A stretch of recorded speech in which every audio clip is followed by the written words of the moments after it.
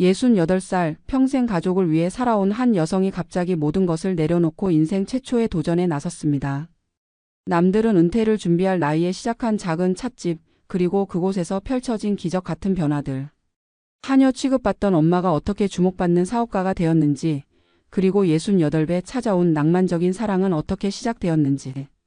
나이는 숫자에 불과하다는 것을 증명한 김화영 씨의 놀라운 이야기 지금부터 전해드리겠습니다. 여기서 잠깐 더 많은 이야기와 재미있는 콘텐츠를 놓치지 않으시려면 지금 바로 구독과 알림 설정을 해주세요. 여러분의 관심이 저희 채널에게 큰 힘이 됩니다. 68살이 된 김화영은 매일 아침 6시 반에 눈을 뜹니다. 세수를 하고 나서 제일 먼저 하는 일은 자식들의 안부를 확인하는 거죠. 스마트폰이 익숙하지 않아 고생하면서 카카오톡을 켭니다. 화면에는 아들과 딸의 대화방이 있지만 읽지 않은 메시지는 없어요. 또 조용하네. 혼잣말이 나옵니다. 간호사로 30년을 일했던 자신의 삶을 떠올리죠. 밤 근무도 수없이 했고 환자들의 손을 잡아주며 위로도 전했죠. 그런데 이제는 자신이 위로받고 싶습니다. 수요일 아침 전화가 울렸어요. 딸 민주의 전화였죠. 엄마 좀 바쁜데 오늘 우리 집에 와줄 수 있어요? 무슨 일이야? 손녀들 괜찮지? 아 엄마 뭐. 시어머니가 오시는데. 갑자기 잡혀서. 화영은 가슴이 조금 아팠어요. 그래도 딸네 집에 갈 수 있다는 게 좋았죠. 알았다. 몇 시에 오라고? 8시쯤? 미안해요 엄마. 너무 바빠서. 전화를 끊고 화영은 부랴부랴 준비를 시작했습니다. 예쁘게 입고 가야겠다는 생각에 옷장을 뒤졌죠. 그런데 마음에 드는 옷이 없네요. 10년 전에 샀던 옷들 뿐이에요. 버스를 3번 갈아타고 딸네 집에 도착했습니다. 강남의 아파트 단지는 언제 봐도 화려해요. 초인종을 누르자 딸이 문을 열었죠. 엄마 왔어요? 그 옷? 왜? 이상해? 아니. 들어와요. 신발은 여기 두고. 거실은 어지러웠어요. 빨래가 쌓여 있고 설거지감도 싱크대에 가득했죠. 화영은 무의식적으로 팔을 걷어붙였어요. 내가 치울게. 너는 출근 준비해. 진짜요? 고마워요 엄마. 시어머니가 오후에 오신대요. 부엌하고 화장실 좀. 딸은 그렇게 말하고는 서둘러 나갔습니다. 화영은 울 뻔한 마음을 억누르고 걸레를 들었죠. 20년 전 처음 시집갔을 때도 이랬던 것 같습니다. 시어머니 오신다고 하루 종일 청소했었죠. 2시간 동안 열심히 청소했어요. 화장실 타일을 다 닦고 싱크대도 반짝반짝 닦았죠. 돌아보니 10시가 넘었네요. 배고프다. 라면이라도 끓여 먹으려는데 냉장고에는 먹을 게 별로 없어요. 비싼 과일들과 치즈만 가득합니다. 결국 물만 한 잔 마시고 소파에 앉았죠. 코인 노래방에서 옛날 노래 부르던 게 생각나네요. 그때는 정말 행복했죠.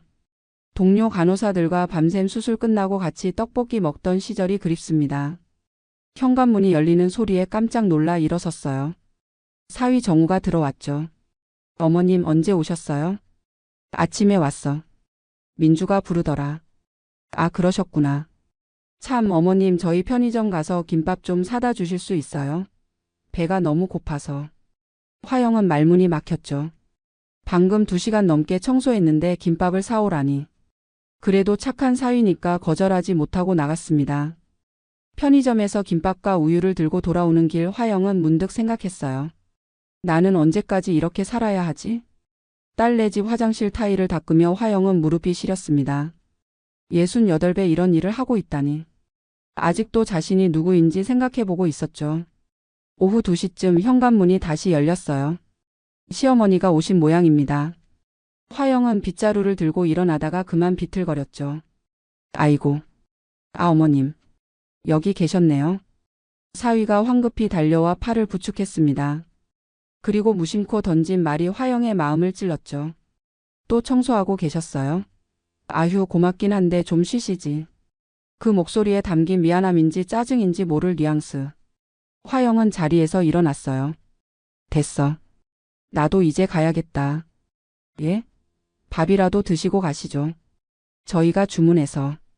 배달 음식이라도 먹고 가라는 건지 당장 나가라는 건지 모르겠네요.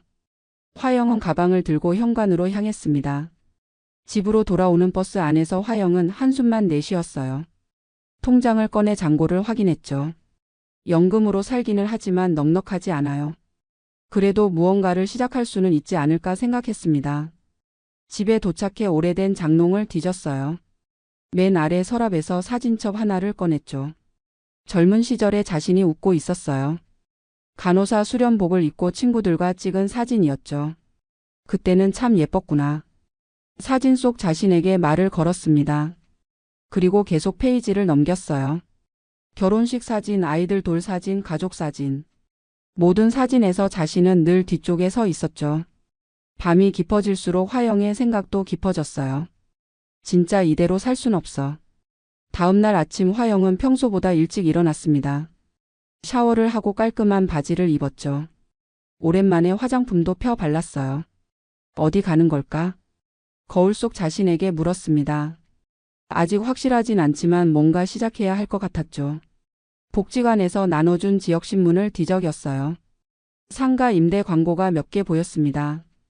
작은 카페나 찻집을 차리면 어떨까 하는 생각이 들었죠. 50만 원짜리 보증금. 월세는 30만 원. 손가락으로 계산해 봤어요. 퇴직금으로 시작할 수 있을 것 같았죠. 아니, 시작해야 했어요. 점심시간이 되자 부동산 사무소를 찾았습니다. 젊은 직원이 의아한 표정으로 바라봤죠. 어떤 물건 찾으세요? 작은 상가요. 카페 정도 할 수 있는. 아, 네. 지금 이런 게 있는데요. 직원이 내민 부동산 광고지를 살펴봤어요. 조금 낡아 보이지만 마음에 드는 곳이 있었죠. 여기 좀 보여주실 수 있어요? 혹시 연세가 어떻게? 화영은 잠시 멈칫했어요. 나이 때문에 거절당할 수도 있다는 생각이 들었죠. 하지만 당당하게 대답했습니다. 68이요. 그게 문제가 되나요? 아, 아니요. 당연히 아니죠. 지금 바로 모시고 가겠습니다. 부동산 아저씨와 함께 물건을 보러 갔어요. 낡은 건물의 1층 상가였죠. 먼지가 쌓여 있고 어두웠지만 화영은 다른 모습을 상상했습니다. 저 계약할게요. 정말요? 생각 더 해보시고. 아니요. 지금 하겠습니다. 그날 오후 화영은 계약서에 도장을 찍었어요. 50년 만에 자신을 위해 내린 첫 번째 결정이었죠. 계약서를 들고 집으로 돌아오는 길 화영은 가슴이 두근거렸습니다. 50년 만에 처음으로 자신을 위한 선택을 했다는 사실이 신기하기도 하고 두렵기도 했죠. 집에 도착하자마자 전화가 울렸어요. 아들 도연이었습니다. 엄마, 나 도연이야. 요즘 어떻게 지내? 아, 잘 지내. 너는? 나도 잘 지내. 근데 엄마 어제 누나한테 들었는데. 집에서 청소한 거 맞아?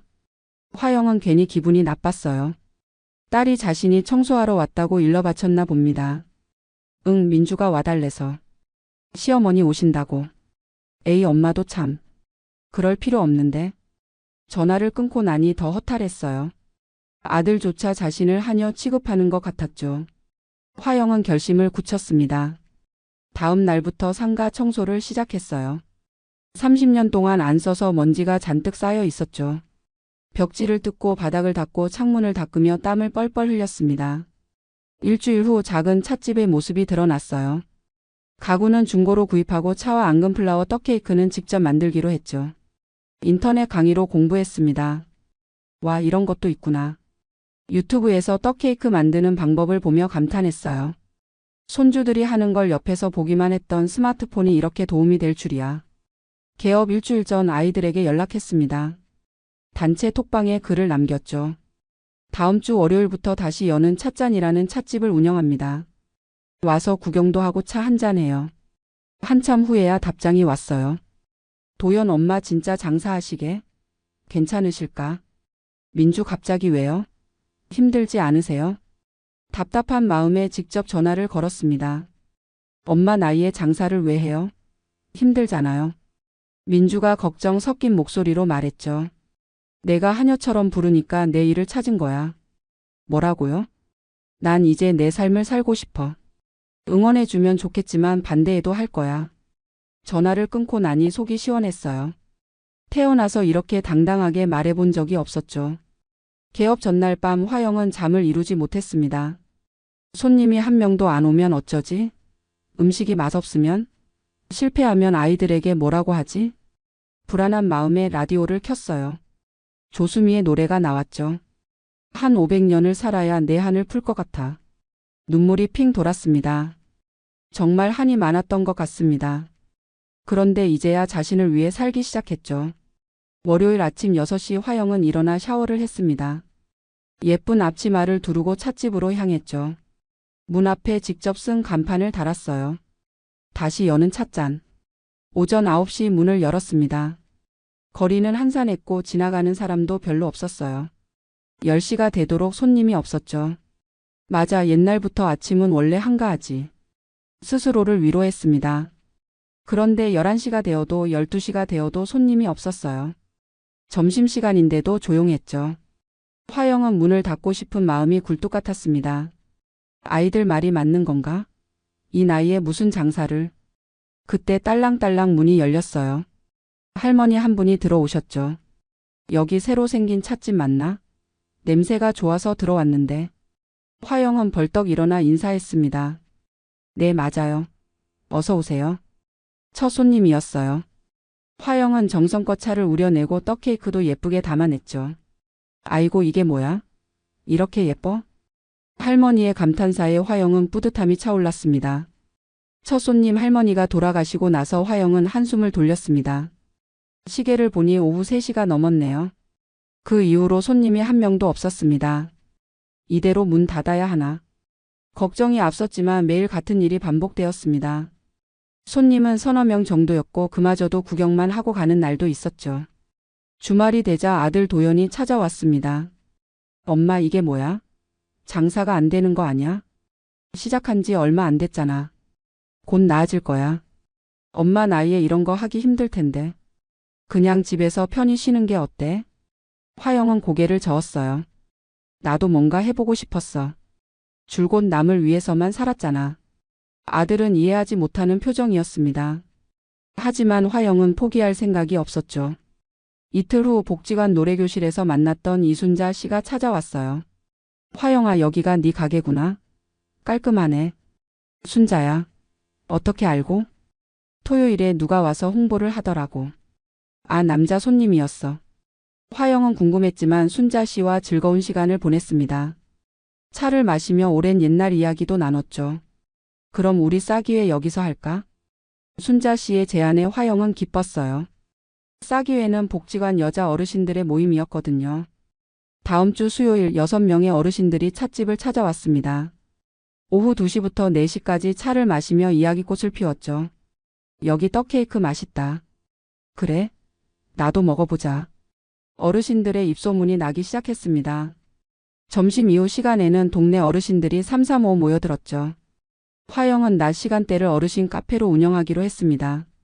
차값은 저렴하게 떡케이크는 서비스로 드렸죠. 어르신들은 서로 돌아가며 가게를 소개해 주었습니다. 한 달이 지나자 낮에는 제법 손님이 들었어요. 저녁 시간에는 젊은 손님들을 위해 특별 메뉴도 준비했죠. 수제청과 전통차를 활용한 음료를 만들었습니다. 어느 금요일 저녁 낯선 남자 손님이 들어왔어요. 50대 후반으로 보이는 분이었죠. 어서 오세요. 여기가 소문 듣고 왔어요. 매실청 있나요? 네, 있습니다. 직접 담근 거예요. 화영은 정성껏 매실차를 내왔습니다. 그 남자는 한 모금 마시고는 눈을 크게 떴죠. 우와, 이게 진짜 맛있네요. 엄마가 옛날에 해주시던 그 맛이에요. 감사합니다. 자주 와주세요. 그 남자분은 그 후로도 일주일에 2~3번씩 찾아왔습니다. 이름은 박민호였죠. 아내와 사별하고 혼자 사는 분이었어요.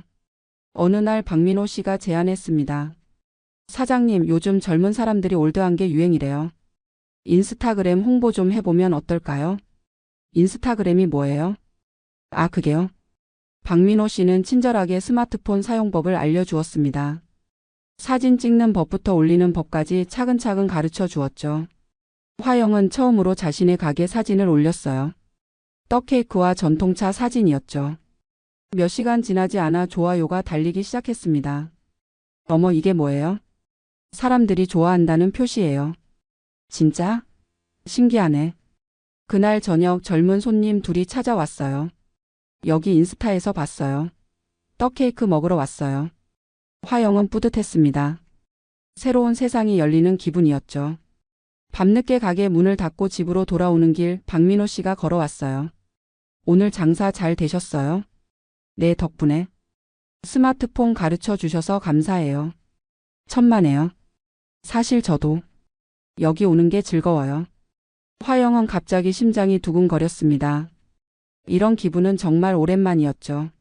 박민호 씨 덕분에 인스타그램을 시작한 화영의 가게는 조금씩 알려지기 시작했습니다. 젊은 손님들이 찾아오기 시작했고 주말에는 웨이팅도 생겼죠. 어느 월요일 아침 화영이 가게를 열고 준비를 하고 있는데 문이 벌컥 열렸습니다. 딸 민주였어요. 엄마, 여기가 그 찻집? 어떻게 왔어? 일은? 오늘 연차 냈어요. 엄마 가게 구경하려고. 민주는 이리저리 둘러보며 감탄했습니다. 인스타그램 계정도 꼼꼼히 살펴보더니 놀란 표정을 지었죠. 이거 팔로워가 1000명이 넘네. 엄마가 언제 이런 걸? 박민호 씨가 도와줬어. 우리 단골 손님이야. 누구요? 남자분이요? 민주의 눈이 반짝였습니다. 화영은 괜히 얼굴이 붉어졌죠. 그냥 손님이야. 스마트폰 사용법도 가르쳐주고. 오, 괜찮은데요? 엄마도 이제 봄이 오신 거예요? 무슨 소리야? 민주와 오랜만에 수다를 떨었습니다. 딸이 떡케이크를 맛있게 먹고 연신 사진을 찍더니 자신의 인스타그램에도 올렸어요. 우리 엄마 가게예요. 대박 맛집. 해시태그 대박카페, 해시태그 설탕도시, 해시태그 핫플레이스. 그 후로 젊은 손님들이 더 많이 찾아왔습니다. 화영은 바쁜 나날을 보냈지만 행복했어요. 오후 4시쯤 박민호 씨가 들어왔습니다. 오늘은 와이셔츠에 넥타이를 매고 있었죠. 어머, 오늘은 양복 입고 오셨네요. 아, 낮에 미팅이 있어서요. 이제야 왔네요.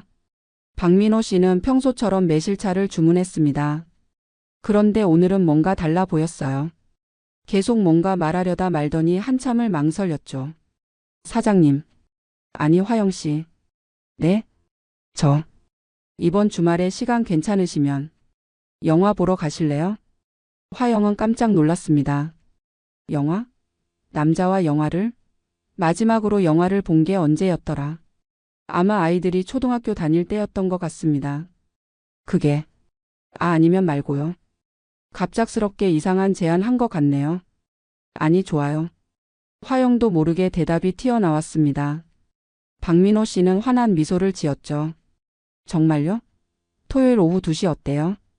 네, 토요일은 일 끝나고요. 그날 밤 화영은 잠이 오지 않았습니다.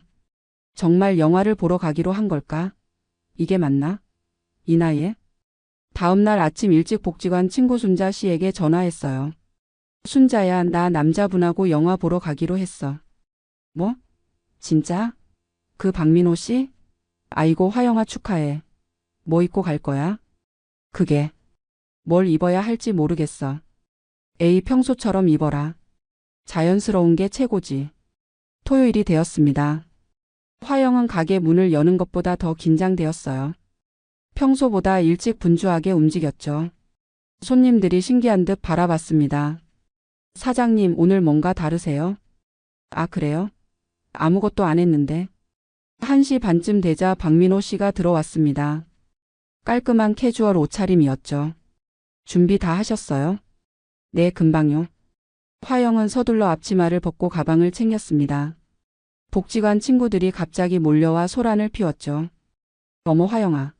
멋진 데이트 즐기고 와. 데이트 아니야. 얼굴이 빨개진 채 가게를 나섰습니다. 박민호 씨는 계속 웃고 있었어요. 영화관에 가는 길 버스 안에서 둘은 어색한 침묵이 흘렀습니다.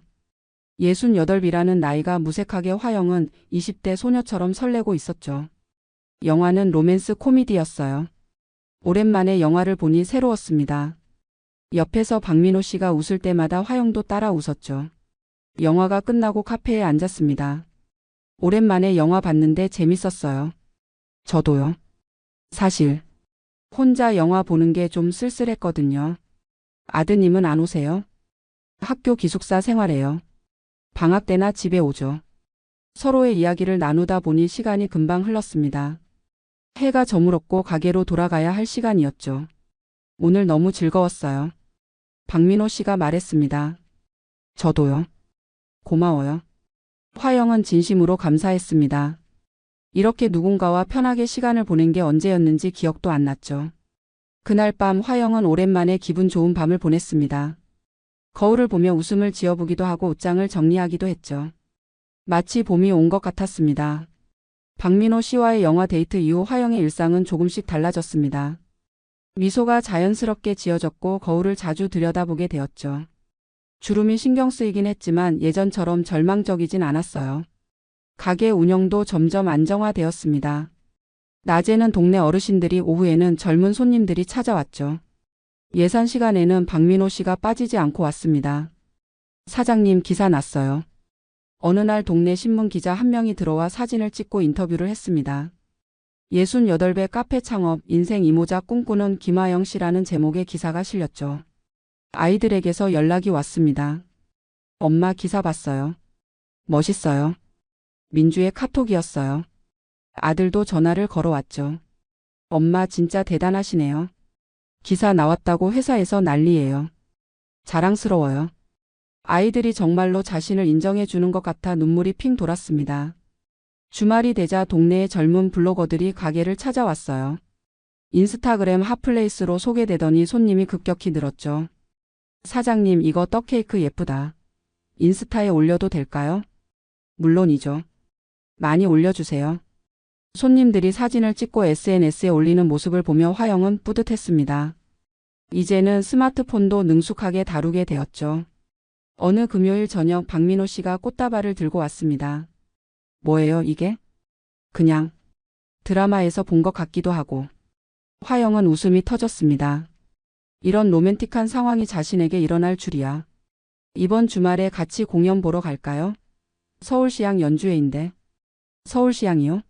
예전에 남편이랑 가봤었는데. 좋은 추억이 있으시군요.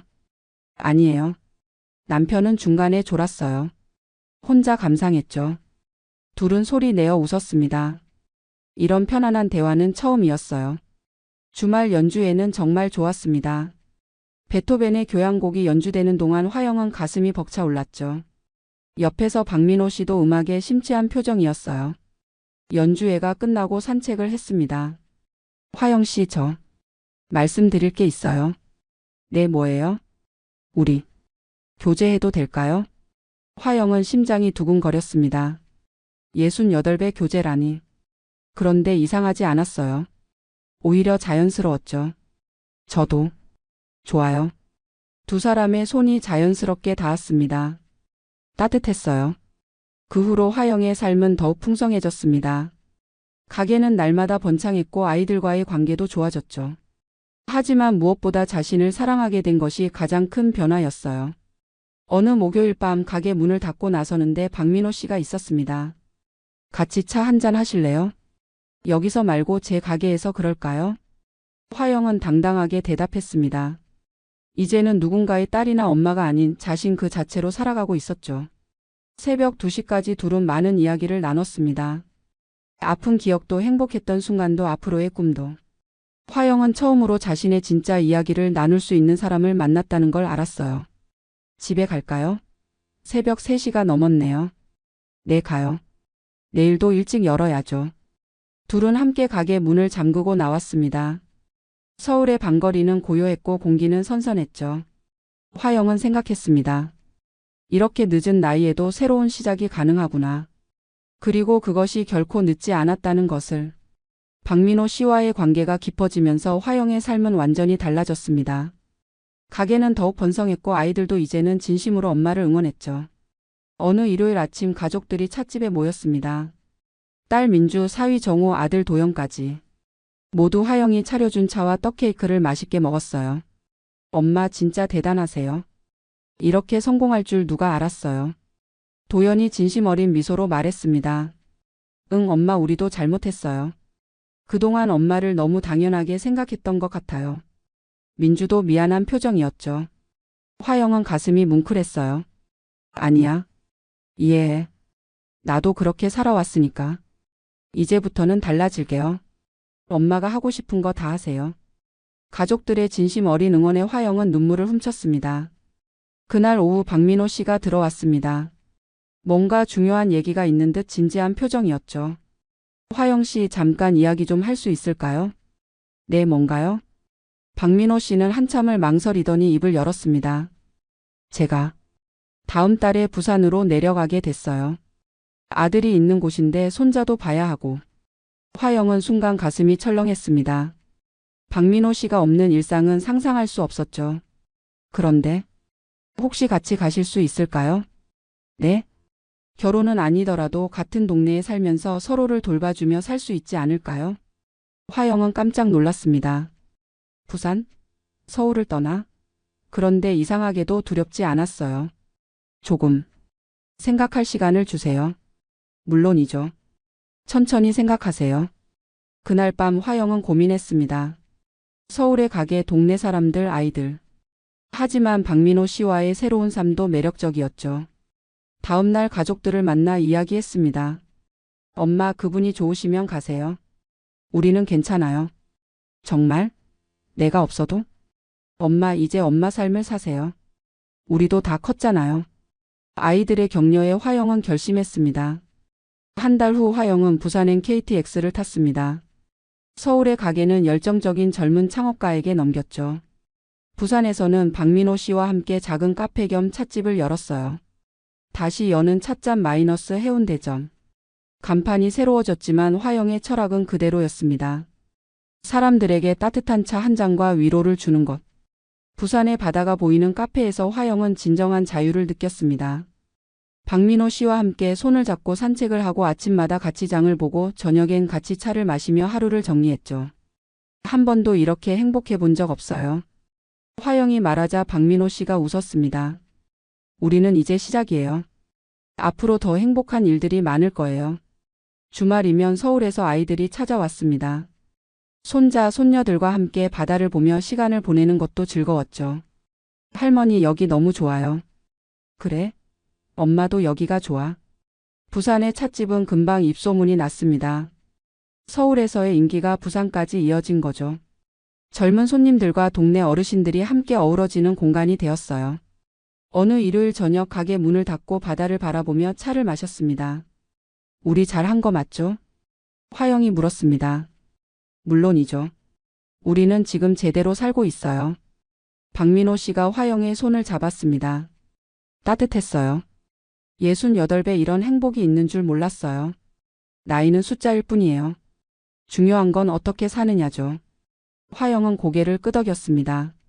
이제야 자신의 삶을 살고 있다는 것을, 그리고 그것이 결코 늦지 않았다는 것을 깨달았어요. 부산에서의 1년이 지나고 화영은 완전히 새로운 사람이 되었습니다. 피부는 바다 바람 덕에 더 건강해졌고 표정에는 언제나 미소가 가득했죠. 봄이 왔습니다. 카페 앞 벚꽃이 흐드러지게 피었고 손님들은 연신 사진을 찍어댔어요.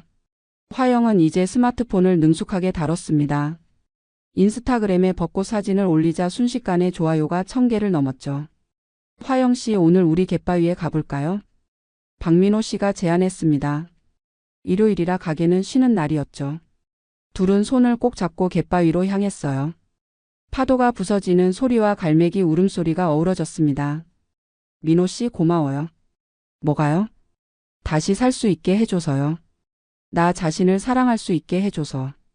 박민호 씨는 화영을 꼭 안아주었습니다. 파도 소리가 어우러진 그 순간은 영원히 기억될 것 같았어요. 그날 오후 아들 도연이 전화를 했습니다. 엄마, 다음 주에 가족들 모두 부산에 갈게요. 다들 엄마가 보고 싶대요. 정말? 전부? 네, 민준의 가족도 가요. 엄마가 만든 떡케이크 먹고 싶대요. 화영은 기뻤습니다. 가족들이 자신의 새로운 삶을 진심으로 축복해주고 있다는 것이 느껴졌죠. 일주일 후 가족들이 부산에 도착했습니다. 카페는 북적거렸어요. 손자, 손녀들이 뛰어다니며 즐거워하고 아이들은 박민호 씨와 이야기를 나누며 웃었죠. 엄마, 여기 분위기가 서울 가게와는 또 달라요. 바다가 보여서 더 좋은 것 같아요. 민주가 말했습니다. 너희들이 응원해줘서 가능했어. 고마워. 화영은 진심으로 말했습니다. 저녁이 되자 모두 해운대 바닷가에 모였어요. 화영이 준비한 도시락을 먹으며 즐거운 시간을 보냈죠. 할머니 다음에 또 올게요. 손녀가 화영의 팔을 꼭 껴안았습니다. 화영은 그 작은 손길에서 사랑을 느꼈어요. 가족들이 서울로 돌아간 후 화영은 박민호 씨와 산책을 나갔습니다. 행복해요, 정말. 저도요. 우리 함께여서 더 행복해요. 둘은 벤치에 앉아 바다를 바라봤습니다. 노을이 수평선을 붉게 물들이고 있었죠. 저희 이렇게 백년해로 하면 안 될까요? 박민호 씨가 조심스럽게 물었습니다. 100년은 무리겠지만 함께할 수 있는 만큼 함께해요. 화영이 웃으며 대답했습니다. 그날 밤 화영은 일기를 썼습니다. 오랜만이었죠. 오늘 나는 진짜 행복하다. 68이라는 나이에 새로운 사랑을 만나고 내 사업을 성공시키고 가족들의 진심 어린 사랑을 받았다. 이 모든 게 불가능할 것 같았는데 해냈다. 나는 할 수 있는 사람이었다. 다음 날 아침 화영은 평소보다 일찍 일어났습니다. 카페를 열기 전에 해변을 걸었어요. 파도가 밀려왔다 밀려가고 갈매기가 자유롭게 날아다녔죠. 나도 이제 자유롭다. 화영은 중얼거렸습니다. 50년 동안 쓰고 있던 무거운 짐을 내려놓은 것 같았어요. 그리고 이제는 자신만의 이야기를 쓰고 있었죠. 카페 문을 열자 단골 할머니가 들어왔습니다. 사장님, 오늘도 예쁘시네요. 감사해요. 편히 앉으세요. 화영은 정성껏 차를 내렸습니다. 예전에는 남을 위해 살았다면 이제는 자신과 다른 사람들을 함께 사랑하며 살았어요. 다시 여는 찻잔이라는 이름처럼 화영의 인생도 새롭게 열린 것입니다. 그리고 이 이야기는 아직 끝나지 않았어요. 매일 아침 화영은 새로운 페이지를 써 내려가고 있으니까요. 내일의 찻잔에는 또 어떤 이야기가 담길까요? 화영은 설렘 가득한 마음으로 하루를 시작했습니다.